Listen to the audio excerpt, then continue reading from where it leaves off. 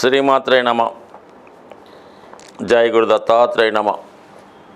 ఈ వీడియోలో మనం కన్యారాశి వారికి 2025వ సంవత్సరం మార్చి నెల ఫలితాలు తెలుసుకునే ప్రయత్నం చేద్దాం. మరి కన్యారాశి వారు ఈ నెలలో మీరు ఏదన్నా ప్రభుత్వ ఉద్యోగం కొరకు కానీ, ప్రభుత్వ పదవి కొరకు కానీ, నామినేటెడ్ పోస్ట్ కొరకు కానీ ప్రయత్నం చేస్తుంటే కంపల్సరిగా ఈ నెల 14వ తారీఖు లోపల ఖచ్చితంగా వచ్చే అవకాశాలు ఉన్నాయి. చాలా కాలంగా ఈ రాశిలో ఉన్నటువంటి నిరుద్యోగులకి 6వ స్థానంలో ఉన్నటువంటి శని భగవానుడు వారి ప్రయత్నాన్ని బట్టి వారికి ఉద్యోగాలు రావడం జరిగింది. కొంతమంది విషయంలో అయితే మాత్రం ఈ రాశి అందే కేతుగ్రహ సంచారం వల్ల వాళ్ళు ఏదో ఒక పెద్ద ఉద్యోగం కొరకు ప్రయత్నం చేస్తూ చిన్న ఉద్యోగాల్ని వదులుకోవడం జరుగుతూ ఉన్నది. అంటే ఏదన్నా ఒక గ్రూప్ అన్నో ఒక సివిల్సో టార్గెట్గా పెట్టుకొని చిన్న ఉద్యోగాలు వచ్చినా కూడా వాళ్ళకి చాలా వరకు వాళ్ళు వదులుకోవడం జరుగుతుంది. మరి అటువంటి వారికి ఈ సమయంలో చివరి అవకాశంగా వచ్చిన అవకాశాన్ని ఉపయోగించుకోవడం మంచిది. సో దాని తర్వాత అయితే ఇంచుమించుగా మనకి ఈ మార్చి నెలాఖరుతో ఈ శని భగవానుడు మార్పు రావడం వల్ల వారికి ఉద్యోగ ప్రయత్నాల్లో చాలా కష్టపడవలసి ఉంటుంది. అందుకని సులభంగా వచ్చే ఇప్పుడు ఉన్నటువంటి ఉద్యోగాన్ని మీరు ఈ నెలాఖరు లోపల చేరడం అన్నది మంచిది. దాని తర్వాత మళ్ళీ వేరే ప్రయత్నం చేసుకోండు, కానీ ఈ అవకాశాన్ని మాత్రం 100% వదులుకోవద్దు. అంటే రాశి యందు కేతుగ్రహ సంచారం వల్ల ఏమైందంటే ఏదో ఒక ఆశ కలుగుతూ ఉంటుంది, ఇంకా బెటర్ వస్తుంది అనుకుంటూ సరైన నిర్ణయం తీసుకోలేకపోవడం జరుగుతూ ఉంటుంది. ఆ కారణం వల్ల కంపల్సరిగా నిర్ణయం తీసుకొని వచ్చిన ఉద్యోగంలో చేరడం అన్నది ఉత్తమం. ఇక కుజుడు దశమ స్థానంలో దిగ్బలుడై ఉన్నాడు. ఇది కూడా ఈ రాశి వారికి కొత్త ఉద్యోగ ప్రయత్నానికి కారణమవుతూ ఉంటుంది. దశమ భావానికి తృతీయాధిపతితో కానీ అష్టమాధిపతితో కానీ కనెక్షన్ వచ్చినప్పుడు ఆ జాతకుడు కొత్త ఉద్యోగంలోకి మారడం కానీ, ట్రాన్స్ఫర్ అవ్వడం కానీ, ఉద్యోగాన్ని పోగొట్టుకోవడం కానీ, సస్పెండ్ అవ్వడం కానీ జరిగే అవకాశం ఉంది.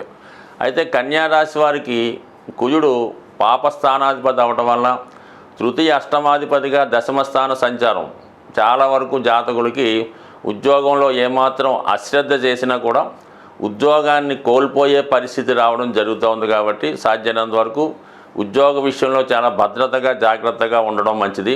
ఎటువంటి ప్రయోగాలు చేయకుండా క్రమశిక్షణతో చేసుకుంటే ఇంకా వాళ్ళకి మంచి గ్రోత్ డెవలప్మెంట్ కూడా వచ్చే అవకాశం ఉన్నది. సో అలాగే మరి ముఖ్యంగా రాష్ట్రాధిపతి బుధుడు సప్తమ స్థాన సంచారం అన్నది వివాహ ప్రయత్నాలు చేస్తున్న వారికి అనుకూలించే అవకాశం ఉంటుంది. ఇక శుక్రుడు కూడా అదే స్థానంలో సంచరించడం వల్ల ఏదైనా వివాహ ప్రయత్నాలు చేస్తూ ఇంటర్ క్యాస్ట్ మ్యారేజ్ కానీ, ప్రేమ వివాహాలు కానీ, ఆదర్శ వివాహాలు కానీ చేసుకున్న వారికి ఈ గ్రహస్థితి చాలా వరకు అనుకూలించడం జరుగుతూ ఉంటుంది. అంటే రాహువు శుక్రుడు కలయిక ఎప్పుడు కూడా ఇటువంటి ఆదర్శ వివాహాలకో ఇంటర్ క్యాస్ట్ వివాహాలకో ప్రోత్సహించడం జరుగుతుంటుంది. కాబట్టి అయితే ఈ సమయంలో కొంతమంది టెంపరీగా ఏదో వ్యామోహానికో ఇంకో దానికో లోనై టెంపరీగా వివాహం చేసుకోవడం కూడా జరుగుతూ ఉంటుంది. కాబట్టి ఏదైనా జీవితంలో కలిసి జీవిద్దాం అనుకున్న వాళ్ళు 1-2 సార్లు ఆలోచించి ఈ వివాహ బంధంలోకి, అంటే ఈ సమయంలో ముఖ్యంగా ఆదర్శ వివాహాలు చేసుకున్న వాళ్ళకి చాలా వరకు ఆలోచించి నిర్ణయం తీసుకోవడం మంచిది. ఆవేశంలోనో తొందరపాటుతనంలోనో అప్పటికప్పటికి అవసరానికి ఏదో విధంగా తాళి కట్టేసి దాని తర్వాత దాని నుంచి బయటపడలేక ఇబ్బంది పడడం కన్నా ఆలోచించి నిర్ణయం తీసుకోవడం మంచిది. సో ఇది చాలా వరకు కొంతమందికి మాత్రమే వర్తిస్తుంది, అందరికైతే కాదు. బట్ ఏదైనా జీవితంలో ఈసారి ఈ కన్యా రాశి వారికి అటు విదేశ ప్రయత్నాలు ఫలిస్తాయి, కొత్త పరిచయాలు పెరుగుతాయి, కొత్త కస్టమర్లు వేడతారు. ఈ రాశిలో ఎక్కువగా చిన్న సినిమా నటులు, మిమిక్రీ ఆర్టిస్టులు, సాంగ్స్ రాసేవారు, మ్యూజిక్ రాసేవాళ్ళు చాలామంది ఈ రాశిలో ఉండడం జరుగుతూ ఉంటుంది. వారికి ఈ సమయంలో పెద్దవారి యొక్క గుర్తింపు మీకు రావడం వల్ల చాలా వరకు మంచి అవకాశాలు ఈ సమయంలో రావడం జరుగుతుంది. అలాగే మీ దగ్గర ఉన్నటువంటి ప్రోడక్ట్ ఏదైతే ఉందో అది ఇతరులు తీసుకొని వారు ఉపయోగించుకొని మీకు కొద్దిపాటి ధనాన్ని ఇచ్చి వాళ్ళు పేరు వేసుకొని మిమ్మల్ని పక్కన పెట్టడానికి కూడా కొంతవరకు ఈ గ్రహస్థితి అనుకూలించడం జరుగుతూ ఉంటుంది. అంటే మీరు కూడా ఇదే మనకి కష్టానికి తగ్గట్టుగా ధనం వస్తే చాలు, పేరు రాకపోయినా పర్లేదు అనుకున్న స్థాయి నుంచి మొత్తం మీద మీ యొక్క ప్రొడక్ట్ అయితే వెలుగులోకి రావడం జరుగుతుంది. కొంతవరకు గతంలో తీసుకున్నటువంటి వేతనం రెమ్యునేషన్ కన్నా ఎక్కువ మొత్తంలో రెమ్యునేషన్ తీసుకుంటారు. కొంతవరకు మీ యొక్క నేమ్ అండ్ ఫేమ్ పెరుగుతుంది. తర్వాత జీవితంలో మంచి బిజీగా మారే అవకాశం ఉంది. బట్ ఇవన్నీ ఓకే. ఇక ముఖ్యంగా అష్టమ స్థానంలో సంచరిస్తున్నటువంటి గురు భగవానుడు చాలా వరకు ఇటే ప్రస్తుతం భాగ్యస్థానంలో గురుగ్రహ సంచారం వల్ల ఏమవుతుందంటే గురువు యొక్క పంచమ దృష్టి రాశి మీద పడటం వల్ల ఈ పూర్వపుణ్య ప్రభావం వల్ల అయితేనే చాలా వరకు ఏదైనా స్థిరాస్తి కానీ సొంత గృహం కానీ ఏర్పడే అవకాశం ఉంది. అలాగే వివాహపరంగా కూడా కొన్ని చిన్న సమస్యలు ఉన్నా కూడా అవి ఈ సమయంలో గురుగ్రహ అనుగ్రహంతో సంపూర్ణంగా తీరిపోయే అవకాశం ఉంది. బట్ ఏదైనా చిన్న వ్యక్తిగత సమస్యలు భార్యాభర్తల మధ్య ఇతరుల ప్రమేయం వల్ల వచ్చే అవకాశం ఉంటుంది. అంటే ఎవరో ఒకరు మీ ఇద్దరి మధ్య దూరి ఏదో చిన్న లిటిగేషన్ పెట్టే అవకాశం ఉంటుంది. కాబట్టి ఇద్దరి మధ్య సమస్యలు వచ్చినప్పుడు మీరిద్దరూ పరస్పరం మాట్లాడుకోవాలి తప్ప ఇతరుల ద్వారా మాట్లాడటం వల్ల కానీ మధ్యవర్తి ద్వారా మాట్లాడితే చాలా వరకు ఆ బంధం తెగిపోయే అవకాశం ఉంటుంది. మన గ్రహాలన్నీ కూడా ఈ గోచారాన్ని ఈ గ్రహాల యొక్క స్థితిని అనుసరిస్తున్న వారు ఉగాది రోజు అంటే మళ్ళా గ్రహాలకి కొత్త లెక్క స్టార్ట్ అవుతుందన్నమాట. ఆ రోజే మన కొత్త పంచాంగం ప్రారంభమవుతుంది. ఆ గ్రహాలు ఆ రోజు నుంచి వాటి యొక్క పదవులు కూడా మారుతూ ఉంటాయి. టెక్నికల్గా అది పంచాంగ శ్రవణం చేస్తున్నవారు రాజు ఎవరు మంత్రి ఎవరు చెప్పడం జరుగుతుంటుంది.